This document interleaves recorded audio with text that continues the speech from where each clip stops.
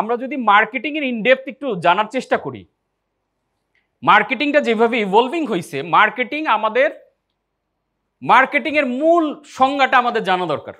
অনেক ধরনের বই পুস্তকে বুকিশ কথাবার্তা আমরা পাবো।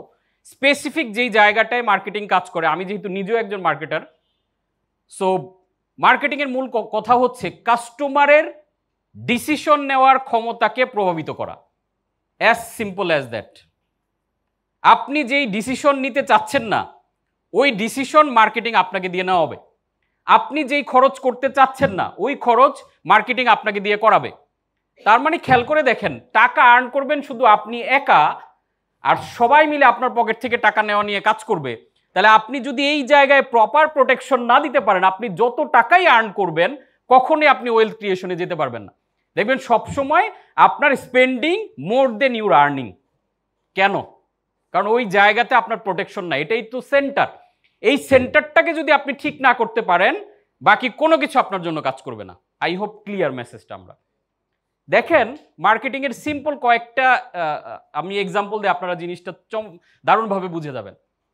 সম্রাট আকবরের সময় আপনারা জানেন যে বাংলা মাস আমরা এখন কোন মাসে পালন করি? বাংলা শুরু পহেলা বৈশাখ, বৈশাখ মাসে। মজার ব্যাপার হচ্ছে যখন বাংলা সন আবিষ্কার হয় তখন অগ্রহায়ণ ছিল বাংলা মাসের প্রথম মাস। তখন জমিদাররা যেটা চিন্তা করে দেখলো যে কি ব্যাপার, অগ্রহায়ণ মাসে কারো ফসলাদি থাকে না, মানুষের হাতে টাকা কম থাকে এক কথায়। তখন চিন্তা করলো আরে টাকা কম থাকলে হাল কথা কিভাবে করব, কিভাবে তাদের কাছ থেকে টাকা নিব। এক কাজ করো, কোন মাসে সবচেয়ে বেশি টাকা আসে? বৈশাখ মাসে আসে। বাংলা মাসের প্রথম সন করা হলো কি? প্রথম মাস বৈশাখ, হালকাথা করা হয়। তার মানে জমিদার ওই সময় ওই প্ল্যান থেকে করে। It's a marketing one kind of. আপনি দেখবেন এখন এরকম একটা ট্রেডিশন, আমরা হয়তো রমজান মাসে পহেলা বৈশাখ পড়ছে বিদায় লাস্ট 2-3 বছর এই খরচটা আমাদের হচ্ছে না। ট্রেডিশনালি পহেলা বৈশাখের দিন আপনি যদি এই যে লাল পাড়ের শাড়ি বা বিভিন্ন পহেলা বৈশাখ কেন্দ্রিক কিছু কেনাকাটা আছে না, এটা আজ থেকে 20-30 বছর 50 বছর আগে ছিল না। জাস্ট বিকজ অফ মার্কেটিং এটা আমাদের এখন কেনা লাগে, এটা আমাদের এখন একটা নেসেসিটির পার্ট। সবাই বের হবে ওই দিন। আমি যদি একটা পাঞ্জাবি পরে, আমার ওয়াইফ সহ আমি যদি শাড়ি পরে বাচ্চাদের নিয়ে না বের হই, তাহলে আমার সমাজে মুখ দেখানো যাবে না। একইভাবে এরকম আপনি চিন্তা করে দেখেন, আপনারা খুব রিলেট করতে পারেন। ছোটবেলায় আমি যেটা দেখেছি যে বাচ্চা শিশুদের জন্মদিন পালন করা হইতো, রাইট কিনা? আর এখন জন্মদিন আমি দেখতাম যে যদি 5-6 বছর হয়ে গেছে কোনো বাচ্চার, তার জন্মদিন পালন করলে মানুষ হাহা করতো যে এত বড় বাচ্চারা আবার কি জন্মদিন পালন করে। আপনি খেয়াল করে দেখেন তো এখন প্রত্যেক ঘরে ঘরে আমরা বার্থডে পালন করি, অ্যানিভার্সারি পালন করি। মানে মুদি দোকান যেই পরিমাণ, এখন পেস্ট্রি শপ ওই পরিমাণে, এরপর তো অনলাইনে আসেই। বার্থডে মানে এবার অফিসে একটা বার্থডে মানে একটা কেক নিয়ে আসতে হবে।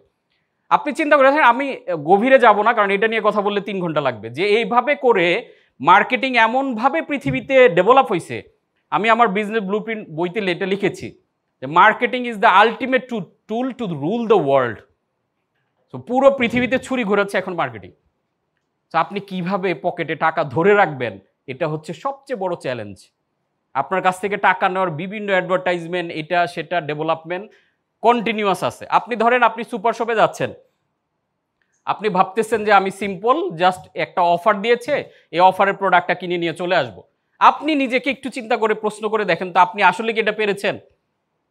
আমার মনে আছে যে পলাশ ভাই, আমি একবার আমাদের মানে ওয়েট টিস্যু লাগবে না, আমরা জাস্ট ফেসে বাইরে একটু ঘোরাঘুরি হয়েছে, তো আশেপাশে কোনো দোকানপাট না, একটা সুপার শপ দেখে আমরা চিন্তা করলাম যে জাস্ট টিস্যুটা নিয়ে বেরোয় আসবো।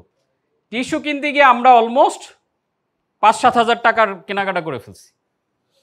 ইম্পালসিভ বাইং, আমরা নিজেরাও জানি না। আপনারা জানেন সাইকোলজিতে একটা নতুন টার্ম এখন খুব পপুলার হচ্ছে, এটাকে বলা হচ্ছে চয়েস সাইকোলজি। এটার মানে হচ্ছে আপনি ভাবতেছেন যে আমি আমার লাইফে আমার ডিসিশনে সব করতেছি। নো, আপনি অন্য মানুষরা ডিসিশন তৈরি করে দিচ্ছে, আপনি ডিসিশনের ফাঁদে পা দিয়ে আপনি পকেট থেকে টাকা দিয়ে দিচ্ছেন। বোঝা গেছে?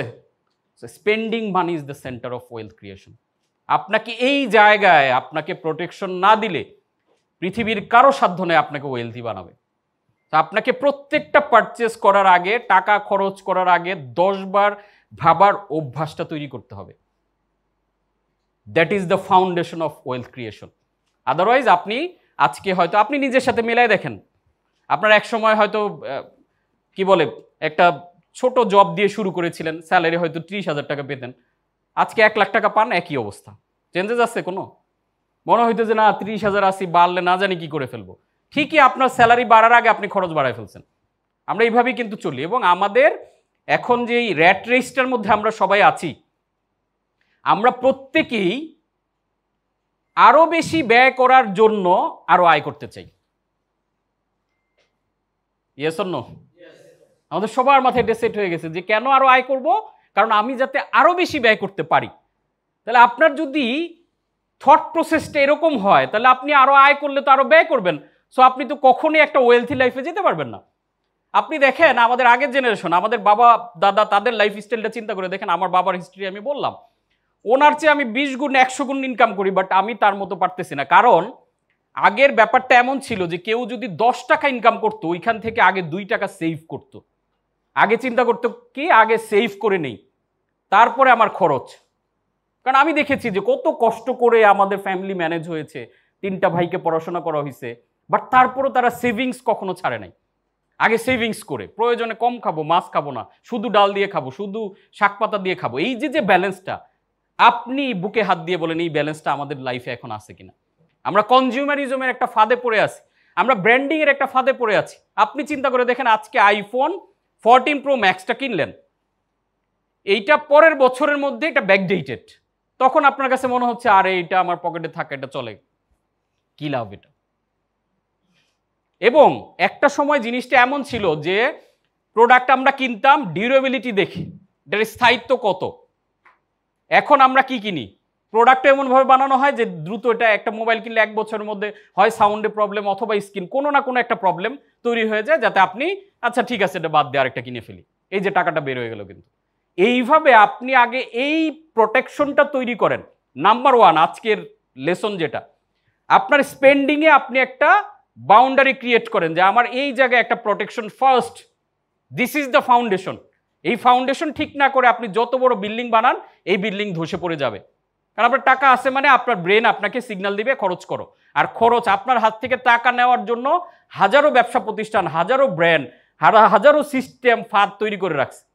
আপনি ইনকাম করতেছেন একা, আর আপনার টাকা নেওয়ার জন্য এরকম 1000 মানুষ বিভিন্ন প্রসেসে রেডি হয়ে আছে। তো এই জায়গায় মাইন্ডসেটটা ডেভেলপ করা খুব বেশি ইম্পর্টেন্ট, যে আমি আমার কিভাবে এই জায়গায় বাউন্ডারি দিব যে আমার হাত থেকে যাতে ইম্পালসিভ মন চাইছে ইয়েতে। আপনি দেখেন সুপার শপে যখন যান, এই পুরাটা সুপার শপ সাইকোলজিক্যালি ডিজাইন করা যাতে আপনার পকেট থেকে বেশি টাকা খরচ হয়। আপনি দেখবেন যে সুপার শপ থেকে যখন বেরোচ্ছেন, বিল কাউন্টারে ছোট ছোট জিনিস দেওয়া থাকে, আপনি ভাবতেছেন এমনি জাস্ট ডেকোরেশন করে রাখছেন। নো, এটা সাইকোলজিক্যালি ডেভেলপ করা। কারণ আমরা যখন ওইখানে লাইনে দাঁড়ায় থাকি, আচ্ছা ঠিক আছে একটা চকলেট বাচ্চার জন্য নিয়ে নিই, ও আচ্ছা একটা টিকট্যাক নিয়ে নিই, এগুলাতে আমরা মার্কেটিংয়ের ভাষায় বলি প্রফিট ম্যাক্সিমাইজার। বোঝা গেছে বিষয়টা? এইভাবে আপনি খেয়াল করবেন অপ্রয়োজনীয় কোনো জিনিস যাতে আমরা না কিনি। আই হোপ ব্যাপারটা ক্লিয়ার, যে আজকে আমরা একটা নতুন ডাইমেনশন চিন্তা করলাম। এতদিন ডাইমেনশন ছিল যে আমাকে বেশি টাকা আর্ন করতে হবে ধনী হইতে গেলে, আজকে দেখতেছি যে আমার স্পেন্ডিং, ইভেন আপনি যে ইনভেস্টের কথা বলেন, ইনভেস্ট ইটসেলফ তো একটা স্পেন্ডিং। সো এটাই সেন্টার। আপনি আর্ন করলেন, কিন্তু সেন্টার তো স্পেন্ড। আপনি আর্ন করা টাকা কি করছেন তার উপর ডিপেন্ড করছে আপনি কতটুকু ওয়েলদি হবেন। আমার শ্বশুর আর্ন করা টাকা লাইফস্টাইলে খরচ করছে, আমার বাবা আর্ন করা টাকা সেভ করছে, তার ছেলেদের স্কিল ডেভেলপমেন্টে খরচ করছে। সো এই লাইফটা সে এখন এনজয় করছে, আর সে যেটা করছে ওইটাও সে এনজয় করছে। সো আপনি যাই করেন আপনার লাইফ আপনি এনজয় করবেন। সো আপনারা এই ট্রেনিংটা আসছেন, আমি মনে করি যে you are the luckiest. So good news কি? গুড নিউজ হচ্ছে you are already wealthy, just because of mindset আমরা মনে করি আমরা পুয়ার। সো এটা কিভাবে ওয়েলথি আমরা বলবো।